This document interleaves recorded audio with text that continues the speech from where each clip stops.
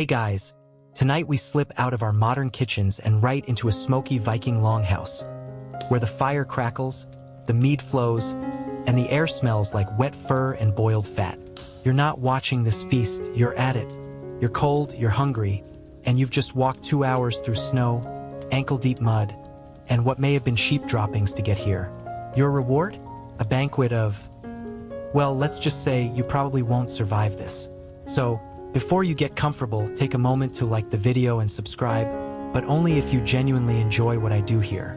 And hey, tell me where you're watching from and what time it is there. Always love seeing who's on this journey with me. Now ease back. Maybe crack a window for that cool breeze or wrap yourself in your softest blanket. Let the dark settle around you. Take a breath and follow me back. You hear the longhouse before you see it. Drums thud low in the distance, voices shout and laugh, and there's the strong scent. Sweaty men, damp wool, roasting meat, and a strange sweetness that reminds you of old apples. As you push the heavy wooden door open, warm air hits your face like a wall. You're inside a great hall lined with wooden benches, animal pelts, and dozens of Vikings. Their faces pink from heat and drink, their fingers slick with grease. You're in southern Norway, around the year 875 CE, and tonight's a real event. A winter feast to mark the solstice. The snow outside is piled high against the walls. Inside, torches flicker and a central hearth blazes, throwing shadows against the carved posts. Every face turns to glance at you, then back to their plates. You're the newcomer, hopefully not the entertainment. A broad-shouldered host beckons. His beard is thick with frost or maybe just crumbs. He shouts something cheerful sounding and slaps the seat beside him. You obey. You sit. The bench creaks beneath you. Sticky. Try not to think about it. Plates here aren't ceramic. They're flat wooden boards or slabs of old bread used as makeshift trays. The floor? Dirt and straw. You won't be dropping your napkin because, surprise, there aren't any. The only utensils are a shared knife and your own hands. The table is set with very little. But that's okay. The real spread's about to begin. A woman with tangled braids slams a bucket down beside you. Inside is something gray and jiggly. You realize, a little too late, that it's part of a boiled sheep's head. An eye stares directly at you. Across the table, someone picks out a tooth from their own dinner and flicks it away. You try to smile. You're not being rude. You just have questions. Now, if you're imagining a medieval turkey leg moment, glorious roast, golden skin, this is not that kind of night. Viking feasts were impressive in size, but not always in elegance. Think survival with flair. Yes, there's meat, but it's often boiled or dried. Yes, there are fish, but sometimes they're aged in a hole until the scent could drop a moose. But still, feasting was sacred. This wasn't daily fare. Most of the time, your Viking diet is pretty bleak. Barley gruel, dried fish, whatever you could trade or forage. But tonight, oh tonight, you eat like the gods. Or at least like the god Thor after a long day of smashing giants. A server lumbers over and hands you a drinking horn. No cup, no handle, just horn. You take a sip. It's thick, sweet, and surprisingly warm. Mead, fermented honey and water, sometimes with herbs. It burns a little going down. You cough. Your host laughs and slaps your back so hard you almost spit it back out. Charming guy. Then come the platters. Some are steaming. Others are suspiciously room temperature. You spot a big pile of roasted turnips, slabs of salted pork, and something flat and blackened that might be fish or a mistake. There's also a bowl of skyr, a kind of Viking yogurt. It's tart, thick, and probably made from milk that had ambitions of becoming cheese but got interrupted. Historians still argue whether skyr was mainly eaten sweet, with berries and honey, or salty with herbs. Tonight, you get both. You dip a carved wooden spoon into the bowl and try not to think about whether the spoon's been used before. Probably has. Cleanish. Now comes a moment of silence. Not because it's polite, but because the goatee, a local priest leader, is raising a horn. It's time for the opening toast. Every head turns. You follow suit. He toasts to the gods. Odin for wisdom, Thor for strength, Freyr for good harvests. Then, weirdly, To the sheep that gave their faces so nobly, this earns a big laugh. You laugh too. It's better than drawing attention. Feasts like these weren't just dinner. They were about status. Who brought what? Who sat where? Who got the biggest slice of smoked reindeer? Wealthy farmers and jarls, Viking nobles, used food to show off. Did you salt your own meat? Raise your own cows? Brew your own ale? That matters. Even if you didn't survive your last raid, your fermented herring could still earn applause. You notice something odd. Every so often, a guest throws a bone or crust onto the ground. A dog appears, not a cute lapdog, a muscled, yellow-eyed creature that looks like it wrestles bears for fun. It snatches the bone and disappears again. You make a note to keep your feet on the bench. And just when you're getting used to the warmth, the noise, the constant surprise of wait, that's edible, someone drops a bundle in front of you, wrapped in leaves. It's steaming. You peel it open and the smell hits you like a slap. It's a mix of sour milk, seaweed, and death. The man next to you raises his eyebrows and nods. It's fermented shark. Not native to Norway, but definitely a cousin to the real thing. Some scholars believe early Norse traded or mimicked fermentation techniques from neighbors, even Iceland.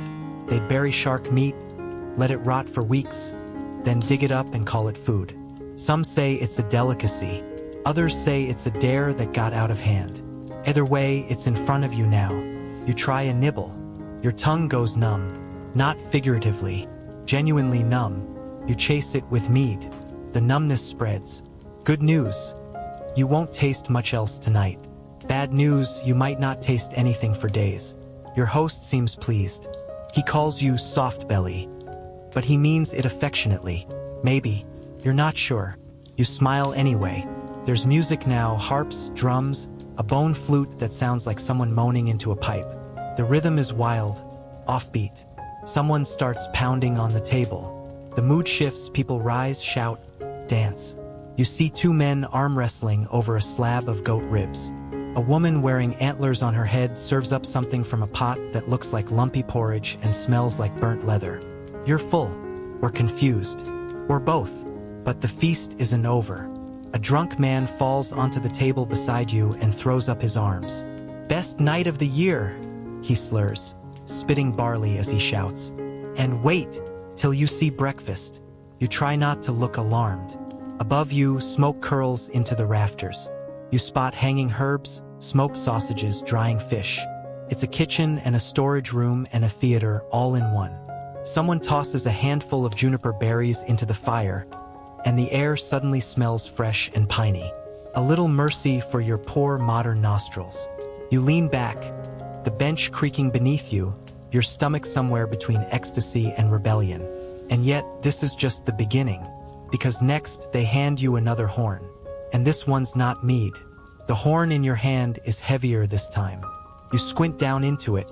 No bubbles, no familiar golden hue. It's a cloudy liquid the color of weak tea, but with a faint layer of cream on top. Someone beside you raises their horn and yells, "Scal!" with the enthusiasm of a man who's had one too many skulls. You shrug and take a sip. Bad move. Sour. Sharp.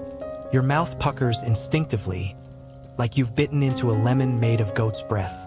This isn't mead, it's súrsmjólk, sour milk, probably from a sheep. Or a cow. Or both. You're trying not to think too hard about it.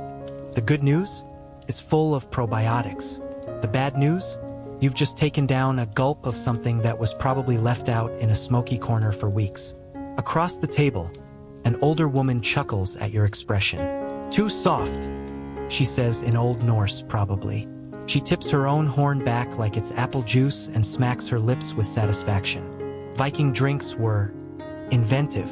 Sure, mead gets all the fame, golden, boozy, and sweet, made from honey and water, sometimes spiced with herbs or berries. But mead was a treat, often reserved for big occasions or people who could afford bees. For everyday hydration or dehydration, really, there was ale, whey, sour milk, and an unsettling thing called ol. It's beer, technically, but don't get too excited. You're handed a mug. Finally, something with a handle, and it's filled with a lukewarm, fizzy beverage that smells like damp bread. You sip. It's earthy, bitter, and weak by modern standards. Historians believe Viking ale had far less alcohol than what we drink today. Sometimes they brewed it with juniper branches for flavor, or used bog water, which adds a certain earthy realism to the experience. There's a fringe theory, whispers in the archaeologist circles, that some Norse folk flavored their beer with mushrooms or herbs with mild hallucinogenic effects. Did they drink it for visions, for rituals, or just because it spiced up a long winter? Historians still argue whether these psychotropic brews were intentional or just a happy accident caused by sketchy fermentation. Whatever the case, you suddenly feel floaty. Could be the mushrooms, could be the 4 beverages now churning in your stomach like a stormy fjord. You're not sure, but you're determined to keep up. Someone taps your shoulder. You turn, and a man with a braided beard and a toothless grin shoves something into your hand. It's a chunk of frozen whey cheese called mysost, brownish, sticky, and dense. It tastes a bit like burnt caramel mixed with barn air. It's not bad if you pretend you're eating dessert made by someone who hates joy. Turns out Vikings were really into milk. Goat milk, cow milk, sheep milk. They drank it, soured it, churned it, and cooked it down into strange cheeses. But without refrigeration or pasteurization, it didn't last long. So they got creative. We're desperate. Now you're in the drinks round where no one quite remembers what they're drinking. Bowls are passed. Horns are refilled. You're given a ladle of something called saeta drykkr, a kind of spiced honey water. It's warm and soothing, laced with cloves and birch bark. A rare treat, likely saved for special nights like this. You're relieved. Tastes like a hug. But then, because nothing nice lasts long, a man offers you something you weren't prepared for. A drinking game. He slaps a large, sloshing bucket in the center of the table. The smell hits you instantly. It's part sweet, part sour, and entirely alarming. This, you learn, is blanda, a catch-all term for leftover drinks mixed together. Mead, ale, whey, water, even herbs. Like a Viking jungle juice. You take your sip like a warrior, pretending you don't hear your stomach's cries for mercy. Suddenly, a voice rings out. The goatee again. Another toast. This time it's to the sea.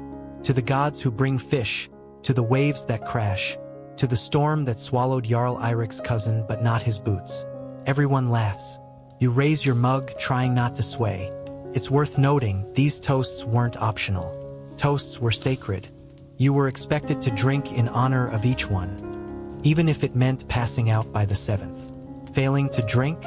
An insult. Failing to stand while drinking? A serious faux pas. You plant your feet and pray for balance. At some point, a group of youths starts chanting. They pass around a skin sack filled with what turns out to be fermented birch sap. It's sharp, woodsy, and slightly alcoholic. Your host grins. "We tap the trees," he says. "Then let it rot." Delicious. The younger drinkers have pink cheeks and wild eyes. You start to suspect the sap may have more kick than it should. One of them climbs onto the bench, raises his mug, and shouts, "To the lindworm!" A cheer erupts. You have no idea what's happening. Probably best not to ask. You're beginning to sweat. The longhouse is hot now. Layers of wool, thick air, and all that alcohol. You loosen your tunic. Mistake. The woman next to you smirks and offers you more sour milk. "Good for the belly," she says. You decline. She gives it to the dog. The dog burps, and here's where things start to blend. The drinks, the music, the lights flickering off the wet walls. You feel like you're swimming in a vat of warm cheese and barley. Somewhere, someone starts playing a horn made of wood. It drones like a dying goose. No one notices. They clap along. It's easy to forget, in this haze of odd drinks, that this was a community. These feasts brought people together, not just to eat or drink, but to talk, plan, argue, flirt, and mourn. In a time when winters were brutal and neighbors were miles apart, a gathering like this wasn't just fun. It was survival. You sip your drink, whatever number you're on, and notice a girl no older than 12 stirring a pot in the corner. It smells fermented and herbal. Her mother offers you a taste. It's allblending, a medicinal ale infused with angelica root and juniper. The idea? Soothe the stomach, calm the spirit. Honestly, not bad. You consider bottling it and starting a wellness brand. Viking gut, you imagine. Coming soon to a farmer's market near you. The drinks slow eventually. Some guests nod off right at the table, heads resting on forearms, horn mugs still clutched in limp hands. A man snores into a pile of turnips. Someone else sings a lullaby about a drowned sailor and a magical elk. And then, just as you think it's over, someone brings out kvass, a light, fermented bread drink, similar to a beer but made with dried rye crusts and herbs. Tastes like soggy toast, but in a nostalgic way. You sip, settles things. For now, you glance around the table. Some faces are glowing with warmth and mead. Others are pale with too much sour milk. You, somewhere in between. So, would you survive a Viking drinks menu? Maybe, but you wouldn't be the same. Your stomach would file a formal complaint. Your breath could peel bark from trees. And your modern liver would be seriously questioning your life choices. But you'd also have stories of toasts, songs, sour cheese brews, and that one guy who tried to chug goat whey upside down. And honestly, that's kind of what a Viking feast was all about. Enduring the weird, celebrating survival, getting just drunk enough to forget what the next course is. And speaking of that, the food's arriving again. The table creaks as the weight shifts. A new course is coming, and based on the smell alone, you're deeply concerned. It's meat, but not just meat. Something else is riding shotgun on the aroma train. Smoke, brine, and what can only be described as old shoe. A young boy, no older than 10, proudly places a wooden platter in front of you. On it, a glistening slab of boiled sheep's head. The eyes are intact. One of them looks at you. You blink first. This, you're informed, is svi, a delicacy, a celebration dish. They burn off the hair, boil it for hours, and serve it warm. The cheek meat is tender. The tongue, soft and fatty.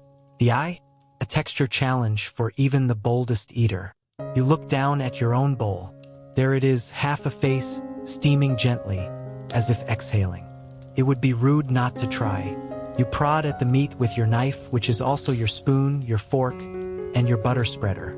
Viking cutlery was minimal. You had your knife, maybe a wooden spoon if you were fancy. Everything else was fingers, and they were not shy about using them. The man beside you tears a chunk of meat from a leg bone and laughs with his mouth full. Good for the teeth, he mumbles. Teeth clearly not benefiting. You taste the cheek. It's fine. Rich, soft, salty. You pretend the eye isn't there. It still is. Here's the thing about Viking food, it wasn't about pleasure. It was about making use of everything. Waste wasn't an option. If you slaughtered a sheep, you used the blood, the bones, the fat, and yes, the face. Vikings were the original nose-to-tail eaters, centuries before it was trendy in urban food trucks. Someone places another dish next to your svi. This time, it's bulpilsa, blood sausage. Porridge made from barley, suet, and fresh blood, stuffed into intestines and boiled. You take a bite. It's iron-rich, earthy, with a crumbly texture. You're surprised. It's good. Savory, almost meaty, with a hint of cinnamon. Wait, cinnamon? Turns out, some Viking feasts included exotic spices, thanks to trade routes stretching deep into the east. There's even evidence that wealthy Norse traders had access to pepper, ginger, and saffron. Saffron, in a cold northern longhouse. Historians still argue whether these spices made it to the average feast or were reserved for chieftains and kings. Judging by your dish, you've landed somewhere in the middle. Lucky you. Now, the smell changes again. A heavy, briny breeze wafts over the table, like the tide rolled in carrying a pile of regrets. A bucket is placed before you. Inside, fermented fish, likely rackfisk. Trout aged in a barrel until it's soft, translucent, and deeply questionable. You breathe through your mouth. The man across from you, cheeks red and eyes bright, pulls a piece of rackfisk from the brine with his fingers and drops it onto a flatbread. He folds it like a taco and grins. Try, he says. You try. The texture is jelly. The flavor is surprisingly mellow considering the smell. like a very old fish that's finally accepted its fate. You nod. He laughs and slaps your back. You nearly choke. Someone else offers you hákarl. Shark, fermented underground for months, then hung to dry. But wait, hákarl is mostly an Icelandic delicacy. Were the Vikings really eating this? Historians still argue whether fermented shark was common in mainland Norse territories or a regional oddity. Either way, it's here now, and it smells like ammonia and ocean death. You decline politely. The shark does not take it personally. Time for something softer. A young woman brings you a wooden bowl filled with stew. Finally, something warm, familiar, and comforting. It's a lamb and root vegetable stew, turnips, carrots, leeks, maybe parsnips if they're feeling festive. The broth is thickened with barley, the flavor deepened with herbs and salt. This is kjátsupa, and it's a triumph. You relax into the warmth of it, your senses soothed after the fermented gauntlet. The woman smiles. You smile. You feel like you've survived something because you have. But wait, there's more. A roasted bird appears next. Not a chicken, not a duck. It's hard to tell. Possibly a puffin, maybe a gull. Vikings ate what they could catch, and they were not squeamish. Eggs, seabirds, even swans if they were lucky. You take a cautious bite. It's gamey, dark, with a flavor like fish chicken. Not your favorite, but not the worst. The feast carries on. The fire crackles. You're handed a skewer of grilled liver wrapped in caul fat. You eat it. A bowl of boiled horsemeat stewed with onions arrives. You eat it.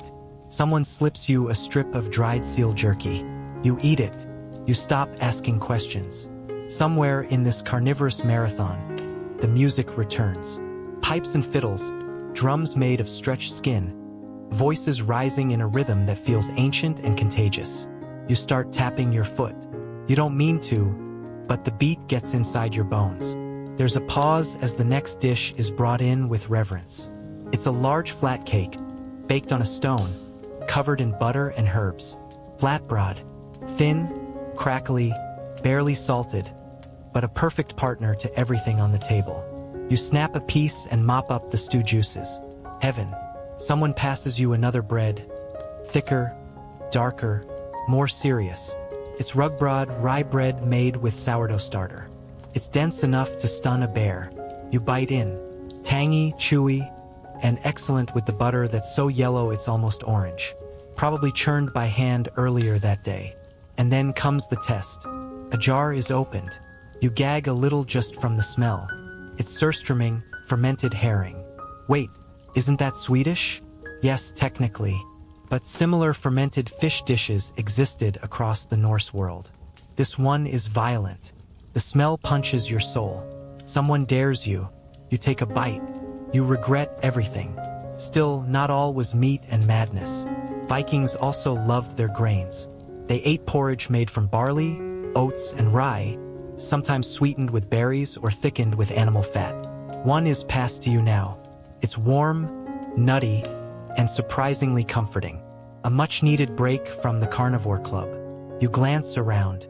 People are loosening belts, leaning back, humming. A few have slipped outside to cool off. The air in the longhouse is dense with meat steam and wood smoke. You feel full. Emotionally, spiritually, intestinally full. One last dish. A dessert. You didn't think they had those, did you? The simple. Dried apples soaked in honey and mead, then warmed by the fire. Soft, tart, and sweet. The perfect end note. You close your eyes as you chew. Outside, snow is falling quietly. Inside, bellies are full, faces are glowing, and someone is singing a lullaby about a fox who marries the moon. You survived the meat course. Not everyone does. And yes, you ate the eye. Don't think about it. You lean back against the rough timber wall, letting your breath slow.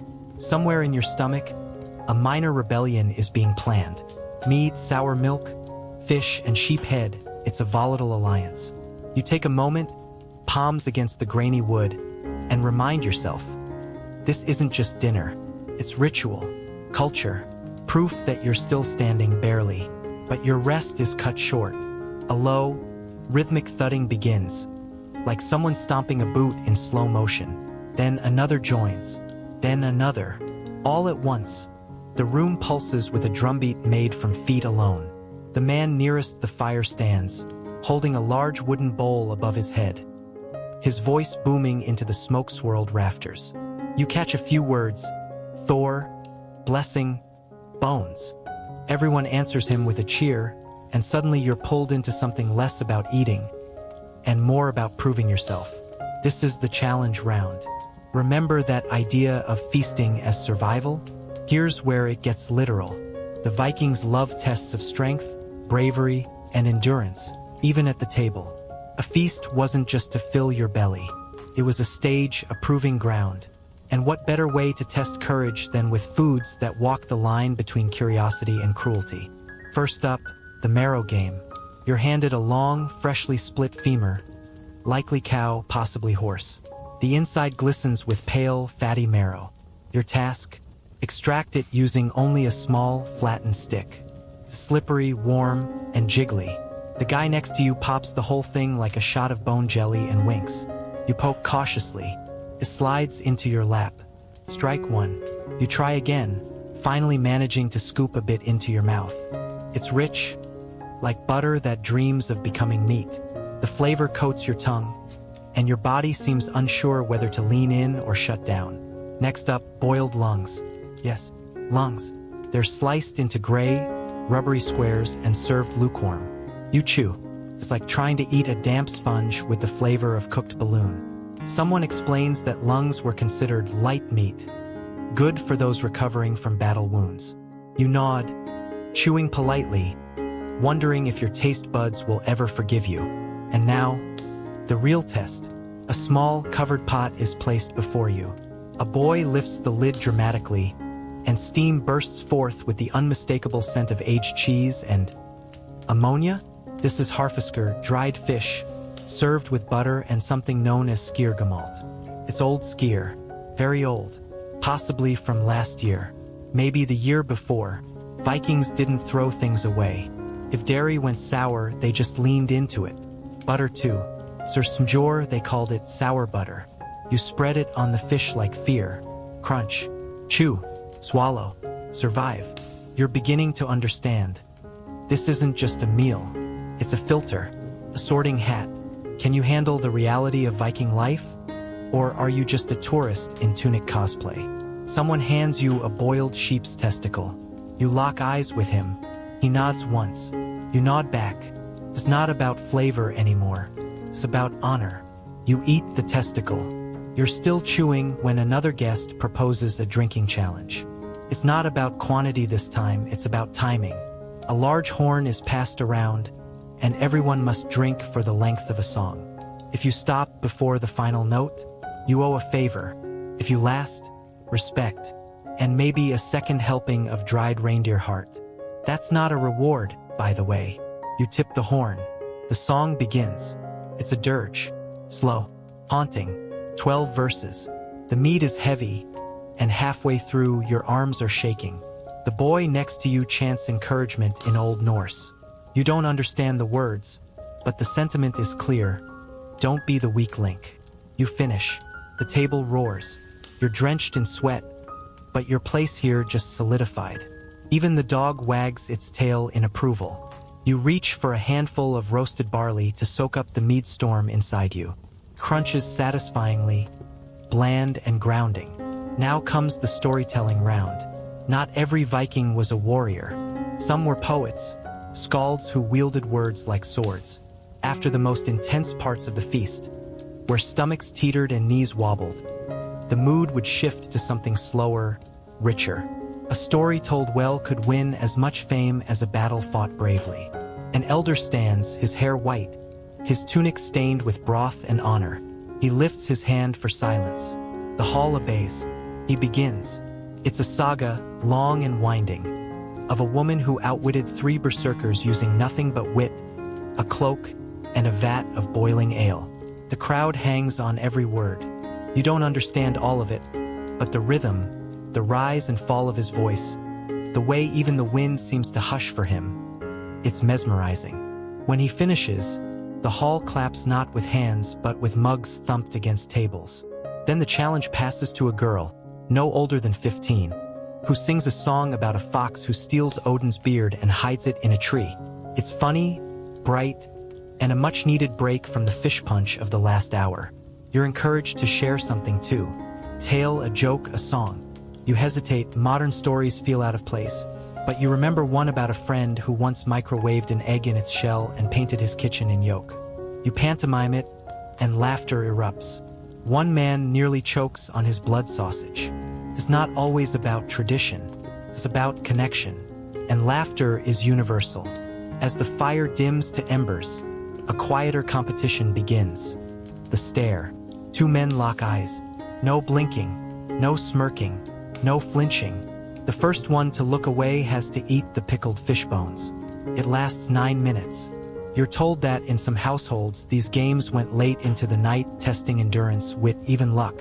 Some feasts ended in duels, some in weddings, some in silence, with everyone passed out in piles like satisfied wolves. You're still awake, barely. And now someone hands you a bowl of live maggots? Okay, not maggots. Cheese mites. An old cheese. Misuaster, possibly, aged to the point of crawling.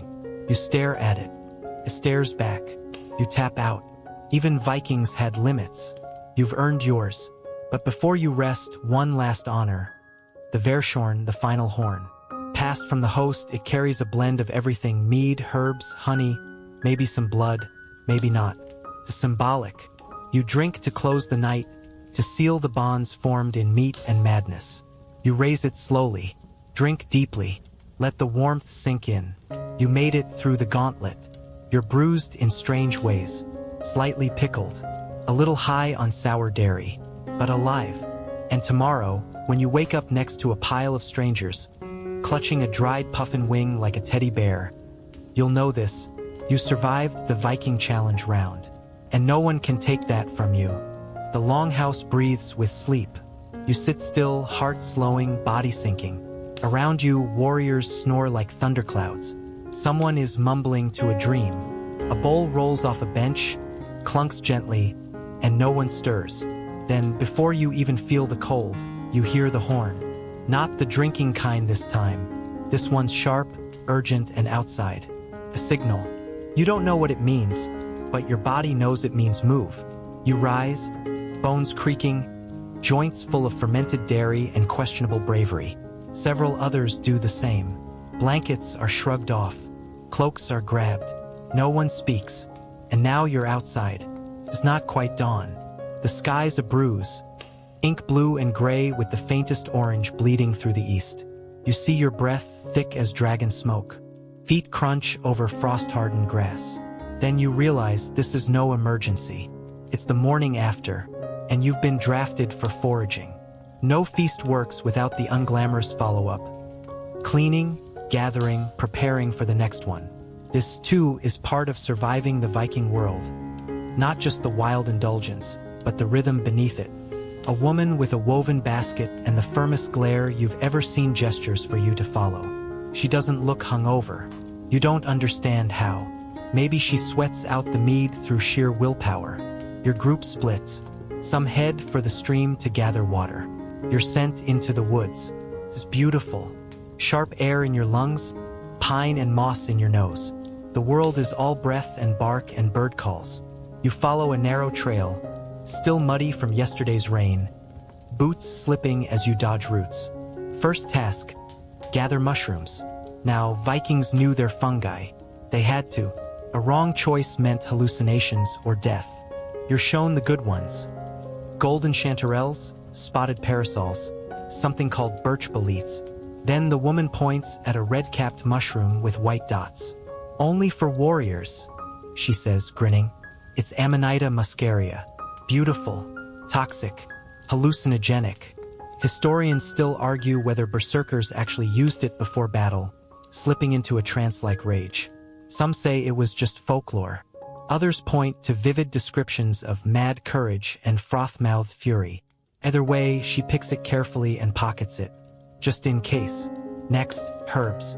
You find wild thyme, yarrow, angelica, bittersweet smells that cling to your fingers. These weren't just flavorings. Vikings used herbs for medicine, for rituals, even for love spells. You crush a leaf between your fingers, peppery, sharp. The woman nods approvingly. You carry on, collecting sorrel, nettles, maybe even a few last blueberries clinging to the vine. You pop one in your mouth, tart, cold. A reminder that not all Viking food made you sweat or gag. Some was just lovely. Back at the longhouse, the energy has shifted. The hearth is rekindled. Steam rises from a cauldron of barley porridge. Someone is chopping onions with terrifying speed. The old skald from last night is feeding a goat with yesterday's leftovers. The goat looks unimpressed. You're handed a bowl and a task, root cellar run. Beneath a wooden trapdoor, you descend into a dark, earthy hollow.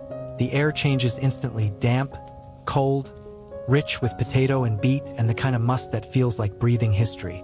You light a tallow candle and pick through the stored goods. Cabbages, onions, turnips, apples shrunken like wizened heads. This is the Viking fridge. No ice packs, just earth and instinct. You haul up what's needed. Baskets full of roots and wrinkled apples, casks of sour ale, a sealed jar of lard so dense it thuds when you set it down. Every bite in last night's feast started here. Outside, someone is gutting a fish. The woman who led you into the woods now stands at a bench, deftly removing organs from a trout. She salts the flesh, packs it in a barrel layered with birch leaves and moss. It'll ferment over months, maybe years, until it's ready. You ask why. She shrugs. It keeps. That's the magic word. Preservation. Winter is always coming in the Norse world. A feast today means famine might be delayed tomorrow. So food is salted, smoked, dried, buried, soured, or pickled. Vikings didn't cook for pleasure. They cooked to survive. You're handed a skin of buttermilk. It's sour, fizzy, almost alive. You drink it anyway. Your stomach grumbles like distant thunder. By midday, the longhouse smells like onions, sweat, firewood, and effort. Someone is pounding oats with a stone. Another is skinning a hare. You're kneading dough. Yes, bread again. Not flat this time, something soft, yeasty. This is special bread, reserved for travelers or the sick. Sweetened with honey. You press it into shape with your palms, then hand it off to be baked on a heated stone under ash. A child tugs your cloak. She offers you a ball of something sticky. It's natustike, Viking nut cake. Crushed hazelnuts, honey, and dried fruit, mashed into a paste and rolled into small bites. High energy, long-lasting, surprisingly modern. You pop it in your mouth. Sweet, chewy, nutty. A win. She hands you another. For luck, you're starting to like this kid. The final part of your foraging tour is the sea. You join a trio of fishers dragging nets down to a fog-shrouded shore. The water is bitter cold, full of seaweed and tiny darting silver fish. They teach you how to haul in the net, careful not to lose fingers. You catch one fish. The others catch dozens. They cheer anyway. On the way back, you help gather driftwood. Fuel. The longhouse eats fire faster than people eat stew. Your fingers sting. Your back aches. But you carry on. Because here, that's what you do. No food is wasted. No energy is idle. The feast may be over, but the work that feeds it never ends. You feel it now, not just in your arms, but in your chest. A strange pride, mixed with exhaustion. Even cleaning is sacred here. The tables are scrubbed with sand and salt water. Bones are buried. Leftovers are fed to dogs or pigs. Ashes are spread into the field. Every action feeds the next one. Nothing is wasted, not even you. Someone hands you a bowl of hot soup and says nothing. You sit on a log and eat in silence. The broth is light, herbal. Maybe your own time made it in. Maybe that's just your imagination. The wind picks up. Smoke curls toward the trees. And for the first time since this began, you don't feel like a visitor. You feel like part of the village. Even if your guts are still negotiating terms with last night's eyeball. The bowl is empty. You lick your thumb, then wipe it on your tunic without shame. No one's watching. Or if they are, they're pretending not to. That's another Viking skill. Pretending to be stoic while secretly keeping tabs on everyone. Just as your body is considering a nap under a nearby cart, someone calls your name. Well, your temporary Viking name. It's been shouted so often that you've accepted it. Fish breath. Lovely.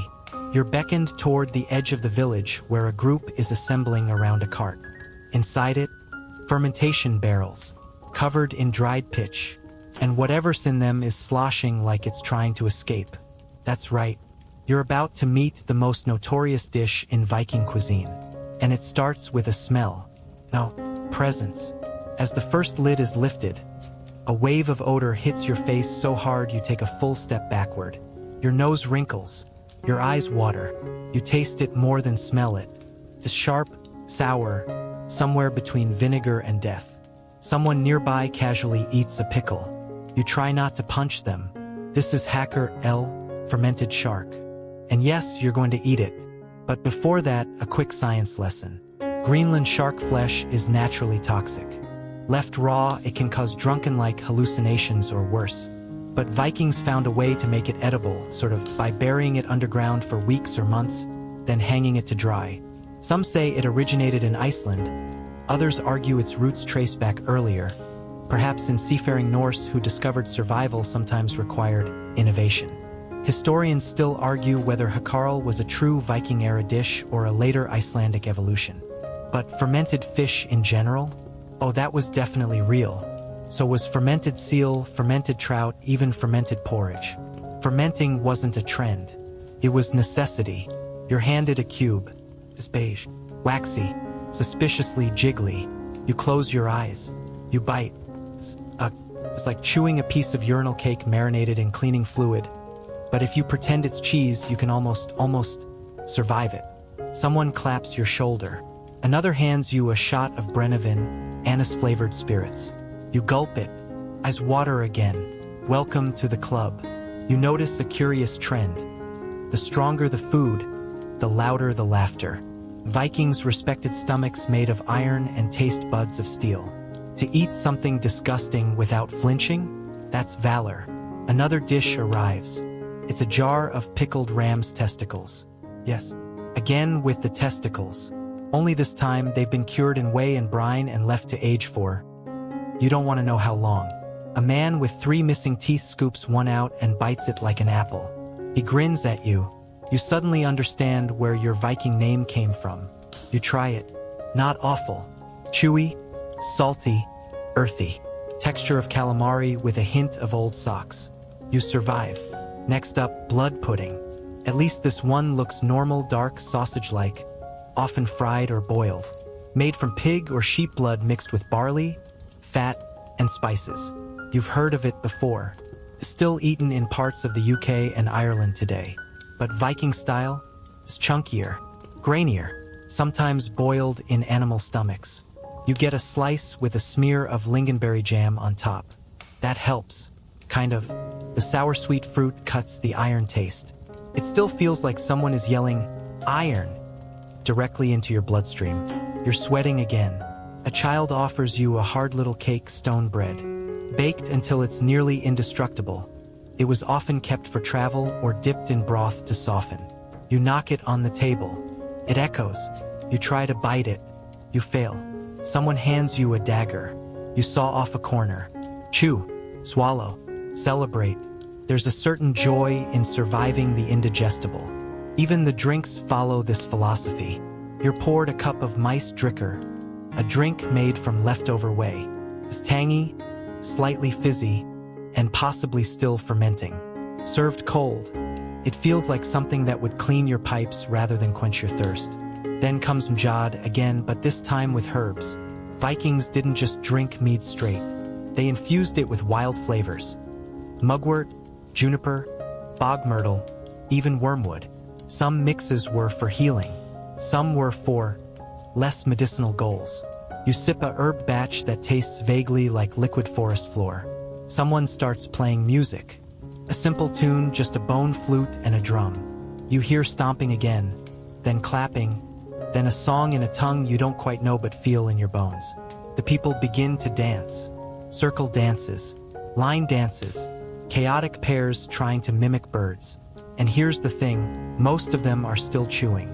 Food, drink, movement, they're all braided together. To keep eating while dancing is normal. To share a bite from your plate with a stranger mid-song? Expected. To drop your sour buttered turnip and step on it during a jig? Standard practice. You're pulled into the mess. Sweaty, tipsy, slightly pickled in all senses of the word. Then someone hands you a delicacy. Boiled seal flipper. Dark, fatty, gelatinous. A texture somewhere between brisket and overcooked pudding. Apparently prized by coastal Norse, especially during sea harvests. You take a bite, coats your mouth with oil. Richer than pork, gamier than duck. You nod politely.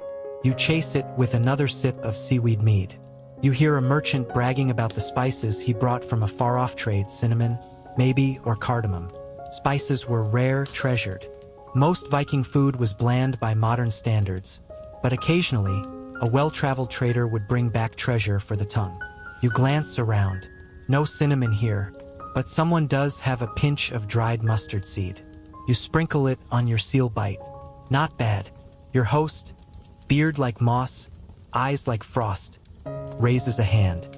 Everyone hushes. He announces a special treat. A dessert. Gasps all around. Desserts in the Viking world were rare and simple. Berries and honey, oatcakes, maybe curds.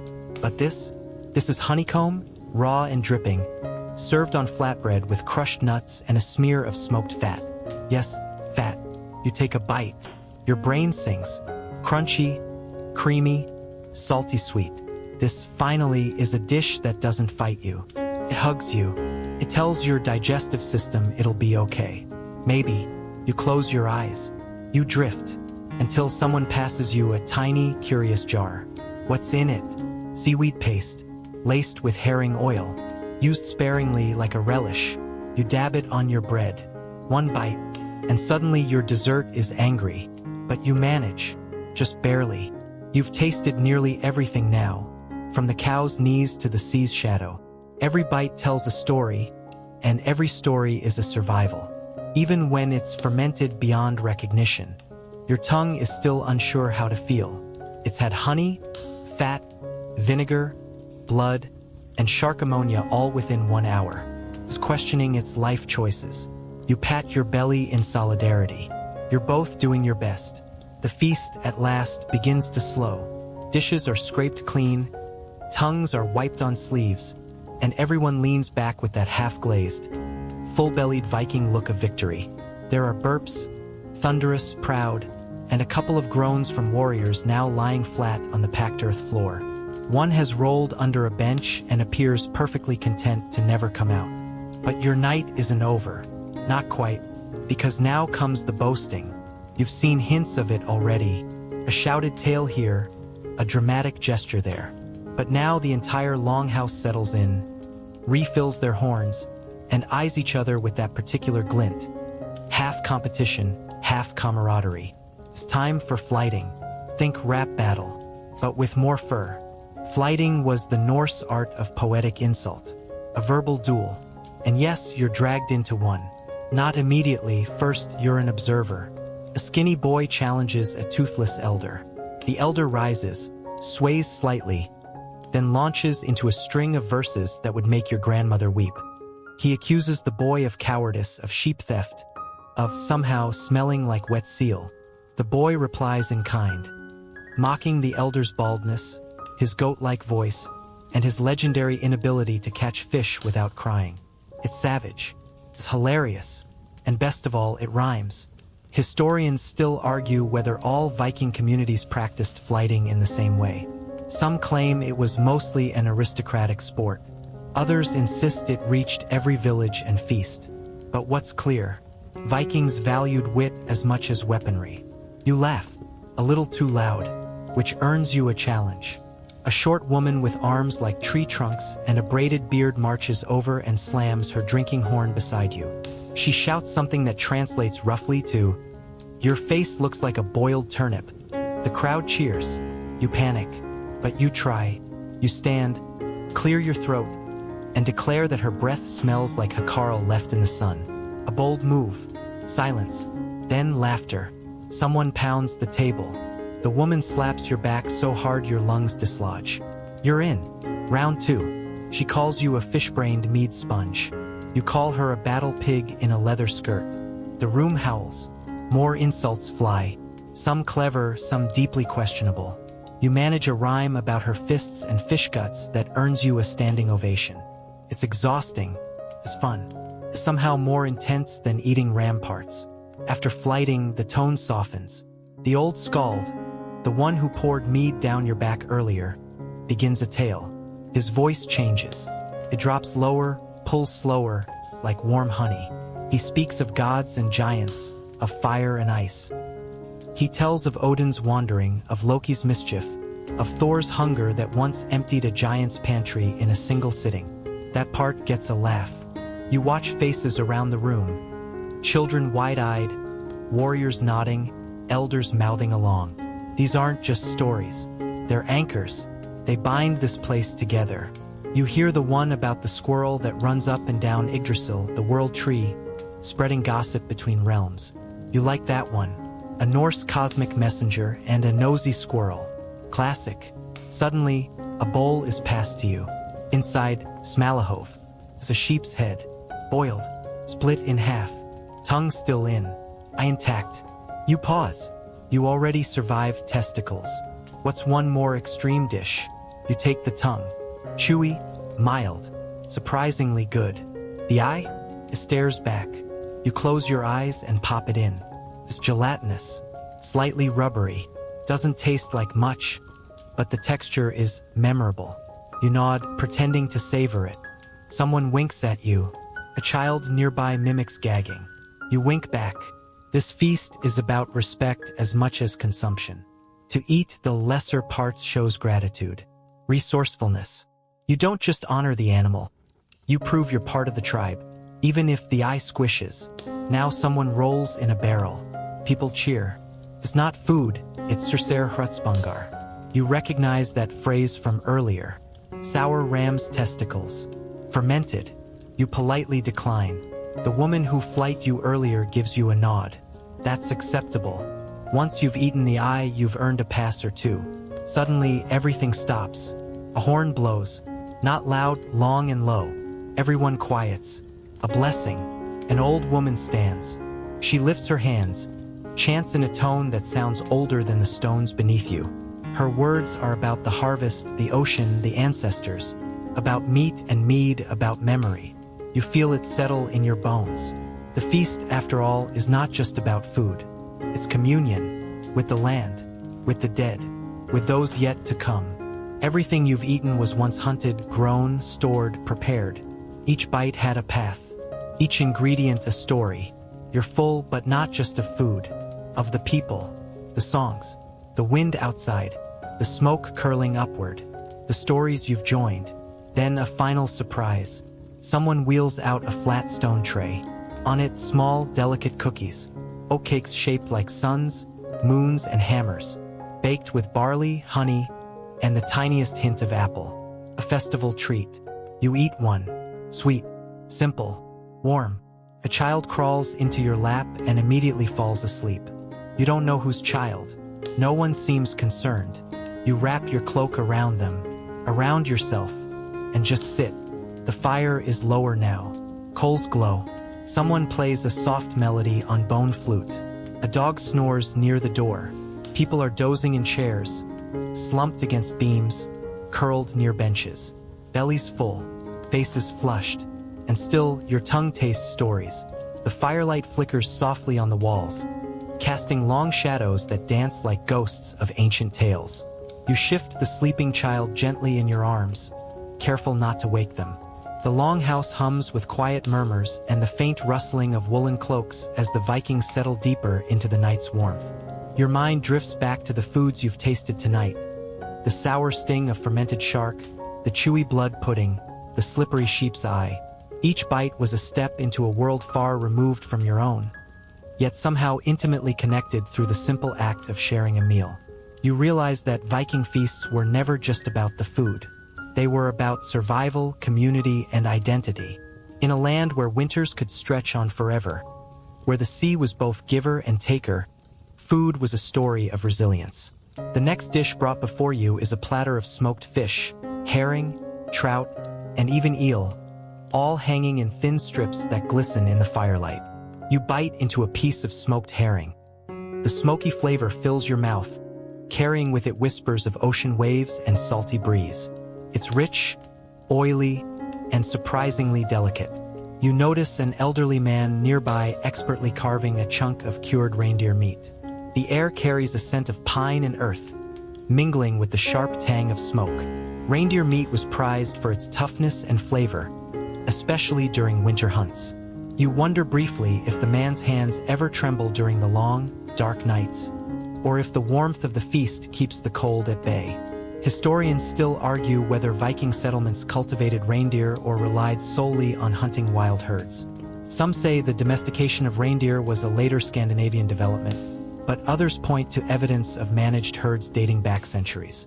A young woman approaches you with a wooden bowl filled with skyr, a thick, creamy dairy product resembling yogurt, but with a texture closer to cheese.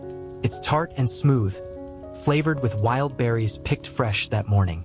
Skyr was a staple in the Norse diet, valued for its protein and long shelf life. You scoop a spoonful, letting the cool cream coat your tongue. It's refreshing after the heavier fare. Someone mentions how Vikings sometimes sweetened it with honey or even mixed it with blood, a practice that sounds questionable but apparently was done. You sip at a cup of bloater, a type of blood soup made from the meat and blood of sacrificed animals, cooked slowly with barley and herbs. The idea of consuming blood isn't for everyone, but it was an important source of nutrients, especially during lean times. The taste is earthy, metallic, and surprisingly warming. You nod in appreciation. The bowl is passed around, a shared vessel connecting all who partake. As you eat, a story is told about how Vikings believed that sharing blood strengthened bonds between warriors and gods. This ritual wasn't just about sustenance. It was a sacred act. Historians still debate how literal or symbolic these blood bond ceremonies were, but their significance is clear. A sudden burst of laughter breaks the calm. A group nearby is playing a game with bones, throwing and catching them, trying to land in specific patterns. The clatter and cheers remind you that even in such harsh conditions, joy was a necessity. You're offered a piece of flatbread made from barley and rye, dense and hearty. It's perfect for scooping up savory stews and spreading thick butter. Vikings often used bread as a utensil, an edible tool. You wonder how many times this practice saved the hassle of washing dishes. The last course of the evening is brought out. Roasted root vegetables, turnips, carrots, and parsnips, glazed with honey and sprinkled with wild herbs. They're tender, sweet, and earthy, a comforting end to a complex meal. You take a deep breath, savoring the mingling aromas. The feast may be winding down, but the memories and tastes linger, etched into your senses. As the night deepens, you think about the feast's rhythms, the way it moves from savage to sacred, from laughter to reverence. You realize surviving a Viking feast isn't just about stomaching strange foods. It's about embracing a culture, a way of life, a wild dance between nature, community, and survival. And somehow, despite the oddities, the smells, the challenge to your stomach and your wits, you feel like you belong. The fire has burned low now, glowing embers pulsing like a heartbeat beneath the cold sky. Outside, the wind carries the scent of pine and salt, a reminder of the sea that shaped this place and its people. You sit back, feeling the warmth seep through your cloak. As the longhouse quiets and the night deepens, you reflect on the strange, wild foods you've tasted, but also on the unspoken rules of the feast, the way each dish carried meaning beyond flavor. Vikings believed that food was a gift from the gods, a connection to land, sea, and ancestors. To waste it was a grave insult. To share it, a sacred duty. Someone passes by with a small cup of mjør, the famed Viking mead, but this time it's blended with birch sap. The sweet, light liquid glides down your throat, refreshing after the heavy fare. Birch sap was harvested in early spring and prized for its delicate flavor and slight sweetness, a natural treat before the honey harvest. You catch the glint of a man's eyes as he tells you about the importance of salt. Vikings needed salt to preserve their catches, but it was expensive and carefully rationed. Salt was a currency of sorts, a precious commodity in the Norse world. Without it, their winter stores would spoil and survival would be impossible. You nibble on a thin slice of smoked whale blubber. The taste is smoky and fatty, with a texture like soft candle wax melting in your mouth. Whaling was dangerous but vital for coastal Norse communities, providing oil for lamps and fat for cooking. Historians still argue whether Viking whaling was large-scale or limited to occasional hunts. But the whale's significance as both sustenance and symbol is undeniable. A woman nearby offers you a small bowl of fermented porridge made from barley and oats, tangy and thick. It's been left to sour slightly, a technique to extend shelf life and add flavor. The texture reminds you of sour cream, the taste sharp but familiar. You remember that sour porridges were common throughout Scandinavia, but the exact methods varied widely. Some recipes were guarded secrets, passed down through families. Your host leans over, handing you a thin strip of dried puffin meat. The bird's flesh is dense and gamey, slightly salty from its ocean diet. Puffins were hunted seasonally, their meat valued but rare. You chew slowly, appreciating the flavor and the story behind it. The conversation turns to herbs, bog myrtle, angelica, and thyme, used both in cooking and medicine. Vikings foraged widely for wild plants to flavor dishes and heal wounds. Sometimes, the same plant served multiple purposes, blurring the line between food and medicine. You're given a tiny portion of brunost brown cheese made from caramelized goat's milk. It's sweet, slightly tangy, and utterly foreign to your palate, but oddly comforting. Brown cheese is a Scandinavian classic, though you wonder how many Vikings actually enjoyed it in its current form. The feast wraps up with a final round of songs and stories, the ancient tales winding like smoke through the room. The camaraderie and shared experience leave a warm glow that no fire could match. You realize that surviving a Viking feast isn't just about what you eat. It's about embracing a world where every bite is a step into history, every sip a link to ancestors, every laugh a bridge across time. And somehow you feel you might just survive it after all. The dawn edges closer, painting the sky with soft pinks and muted golds. The longhouse rests in a comfortable silence, broken only by the occasional stretch or sleepy murmur. You sit back, feeling the weight of the night, both in your belly and your mind. You think about the incredible journey your senses have taken. From the sharp bite of fermented shark to the sweet simplicity of oatcakes, you've tasted the Norse world in all its rugged glory. It wasn't always easy. Sometimes strange, sometimes challenging, always unforgettable. But the feast was never just about food. It was a ceremony of belonging, a declaration of survival in a harsh, unpredictable land, a celebration of life amidst cold seas and long winters. You recall the intricate dances of flavors, the intoxicating swirl of mead and smoke, the laughter and flighting, the fierce, clever battles of words. And beneath it all, the steady rhythm of tradition, the deep ties between people, place, and past. Historians still argue how much of Viking feasting was ritual and how much was pure survival. Some say the grand feasts were rare, reserved for victories or sacred days. Others suggest that these communal meals, with their strange foods and boisterous tales, formed the backbone of Viking society every year. You find yourself grateful you made it this far without offending anyone by calling their breath fishy too loudly, or mistaking a sacred dish for a joke. Surviving a Viking feast, after all, is about respect as much as resilience. You feel a quiet pride, like you've crossed a threshold. The night has woven you into its fabric, wrapped you in stories older than most cities. You're no longer just a visitor but a participant in the ancient dance of hunger, humor, and heritage. The child you held sleeps soundly, their breath steady and warm. Around you, the longhouse breathes with you, slow, steady, alive. You stretch your legs, savor the last of the lingering flavors, and prepare to step back into your own world. The Viking feast fades like the embers outside, but its memory will stick with you. A reminder that survival is about more than just food. It's about sharing, storytelling, and a touch of daring. And who knows, maybe next time you'll be the one leading the flighting. Now, ease your body and mind as the feast fades into a distant hum. The fire's warmth lingers softly on your skin, like a gentle memory. Outside, the world moves quietly, untouched by the revelry now behind you. Let your breath slow, deep and even, as the shadows lengthen and the first light creeps in. Feel the softness of your blanket, the cool whisper of the breeze. Everything is calm. Everything is safe. The tastes and sounds will settle inside you like an old song, familiar, comforting. You carry a piece of that ancient world with you, tucked quietly in your heart. So rest now. Let the stories you've heard and the strange, wonderful flavors you've tasted drift like a gentle tide.